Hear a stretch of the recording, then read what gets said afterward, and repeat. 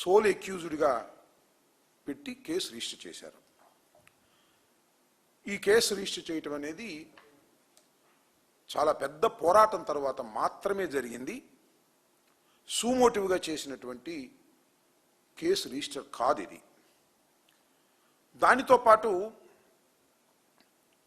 ఈ మొత్తం కథంతా రాష్ట్ర ప్రజానీకం గత కొన్ని రోజులుగా మీడియాలో చూస్తూ ఉన్నారు. ఇంకొక చిన్న విషయాన్ని ఇక్కడ చెప్పదలుచుకున్నది ఏంటంటే, ఇది ఇవాళ కేసు రిజిస్టర్ చేశారు. నిన్న సాయంత్రం మాజీ ముఖ్యమంత్రి అపోజిషన్లో ఉన్నటువంటి జగన్మోహన్ రెడ్డి గారు వెళ్ళి ఆ కుటుంబాన్ని పరామర్శించి వారికి జరిగిన అన్యాయాన్ని ఎక్స్పోజ్ చేయడానికి ప్రయత్నం చేశారు.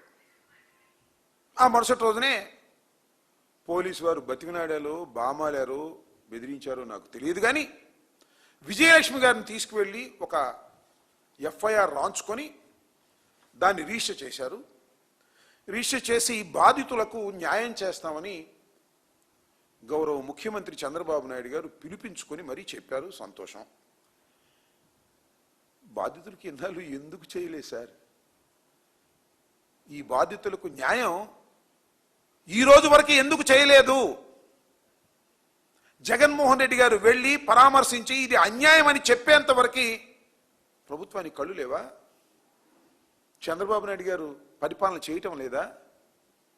ఎందుకు చేయలేదనేది ఇక్కడ ప్రశ్న. దీని మీద మీరు ఇంతకు ముందు కూడా విన్నారు, చాలా కొత్త కొత్త విషయాలు బయటకు వస్తున్నాయి. గాదే సాయికృష్ణని మార్కాపురం నుంచి పట్టుకొచ్చి జైలుకు తీసుకురాలేదట. 2 రోజుల పాటు ఒక హోటల్లో పెట్టి అక్కడ చిత్రహింసలు చేశారు. చిత్రహింసలు చేసిన తర్వాత నాగరాజుకు అప్పచెప్పారు. This is the information, fact అని నమ్మి ముందు చెప్తున్నా నేను. ఒక నాగరాజు మీద నెట్టేస్తారా? నాగరాజు మీద నెట్టేసి కేసును క్లోజ్ చేయాలని ఎఫ్ఐఆర్ రిజిస్టర్ చేసి అయిపోయింది అనుకుంటున్నారు. అసలు ప్రారంభం ఇక్కడి నుంచే మొదలవుతుందని కూడా ఈ సందర్భంగా నేను చెప్పదలుచుకున్నా. అసలు ప్రారంభం మీరు నేరాన్ని అంగీకరించినటువంటి పత్రం ఇది, పూర్తి పత్రం కాదు ఇది. చంద్రబాబు నాయుడు గారు నేరాన్ని అంగీకరించారు. మా ప్రభుత్వం పోలీస్ స్టేషన్లో ఒక యువకుణ్ణి దారుణంగా కొట్టి చంపిన మాట నిజం అని నమ్మి ఇది రిజిస్టర్ చేశారు. ఇంతకు ముందాక ఎందుకు రిజిస్టర్ చేయలేదు నేను అడుగుతా ఉన్నా. నారా చంద్రబాబు నాయుడు గారిని నేను సూటిగా అడుగుతా ఉన్నా, ఈ ప్రభుత్వాన్ని అడుగుతా ఉన్నా. చూడండి, ఇది కంప్లైంట్.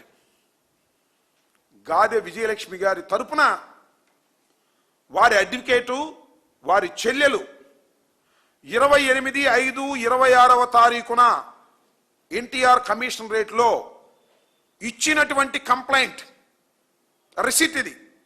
దీనిలో ఏమనుందంటే, expected custodial death requires your urgent involvement, Mullapudi Kanakadurga advocate, phone number so and so అని ఇచ్చారు. ఎక్స్పెక్టెడ్ కస్టోడియల్ డెత్, నా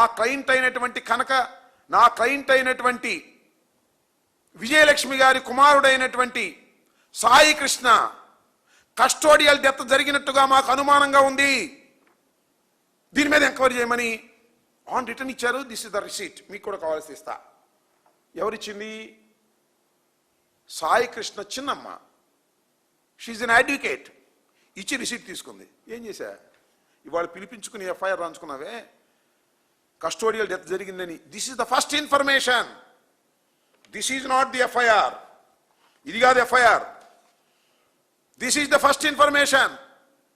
జగన్మోహన్ రెడ్డి గారు వెళ్ళి ఇంటికి వెళ్ళి పలకరించేంత వరకు కళ్ళు మూసుకున్నారు, తొక్కేద్దాం అనుకున్నారు, చీకట్లో పెట్టేద్దాం అనుకున్నారు. జగన్మోహన్ రెడ్డి గారు వెళ్ళారు, పలకరించారు, నేషనల్ ఇష్యూ అవుతుంది, భయపడ్డారు. తూతు మంత్రం తొమ్మకాయ మంత్రం చేసేద్దాం, ఒక ఎఫ్ఐఆర్ 107 నెంబర్ మీద బుక్ చేసేద్దాం, క్లోజ్ అనుకున్నారు.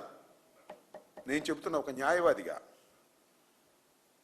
ఒక రాజకీయ నాయకుడిగా, సమాజంలో తెలిసిన వాడిగా అసలు ఇక్కడే ప్రారంభమైంది కథ. ఇక నుంచి చూస్తారు మీరు. దుర్మార్గమైనటువంటి పరిపాలన సాగుతుంది ఈ రాష్ట్రంలో. దీనికి ఒక ప్రధాన నిదర్శనం. ఇంతేకాదు, నా మీద చాలా బ్యాడ్ ప్రాపగండా చేశారు. దానికి కూడా సమాధానం చెప్పడం కోసమే వచ్చాయి వాళ్ళు. నేను ఇది లాంటి పెట్టండి. ఇంకొక ఆయన పేరుపోగు కాంతి కుమార్. ఎవరైనా పేరుపోగు కాంతి కుమార్ లేడిప్పుడు, నో మోర్. ఇతను ఆత్మహత్య చేసుకున్నాడు. ఎందుకు చేసుకున్నాడు ఇతను ఆత్మహత్య? ఈ కేసు జరిగిన తర్వాత, సాయి కృష్ణ కేసు జరిగిన తర్వాత, వెలుగులోకి వచ్చిన తర్వాత ఇతను వీడియో బయటకు వచ్చింది. వాట్సాప్లో వీడియో చేసుకున్నాడు. అయ్యా, కృష్ణలంక సిఐ నాగరాజు నన్ను చంపుతున్నాడు, కొడుతున్నాడు, పిచ్చలవిడిగా చేస్తున్నాడు, నేను బతకలేకపోతున్నాను, నా చావుకు కారణం ఈ సిఐ అని చెప్పి గుళికలు మింగి చచ్చిపోయాడు. ఆ రోజు ఏమయ్యారు చంద్రబాబు నాయుడు గారు? కళ్ళు మూసుకున్నారా? ఈ కమిషనరేట్లో వాళ్ళు ఏం చేస్తున్నారు? కళ్ళు మూసుకున్నారా? ప్రతిరోజు మీ అందరికీ మనవి చేస్తున్నా, ప్రతిరోజు ఈ కమిషనర్ అనే వ్యక్తి ఎవరైనా సరే ప్రతిరోజు పోలీస్ స్టేషన్లో ఏం జరుగుతుంది ఏంటో పొద్దున్న రిపోర్ట్ చేస్తారు.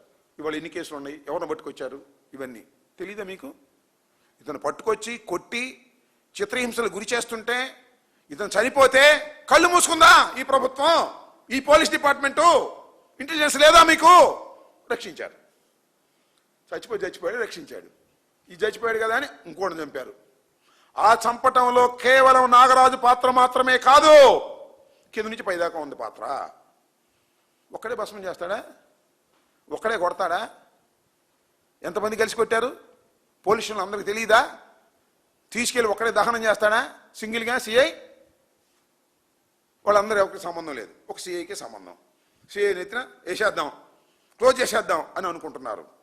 ఇది అన్యాయమైనటువంటి, అక్రమమైనటువంటి కార్యక్రమాన్ని వాళ్ళ మీరు చేస్తున్నారు.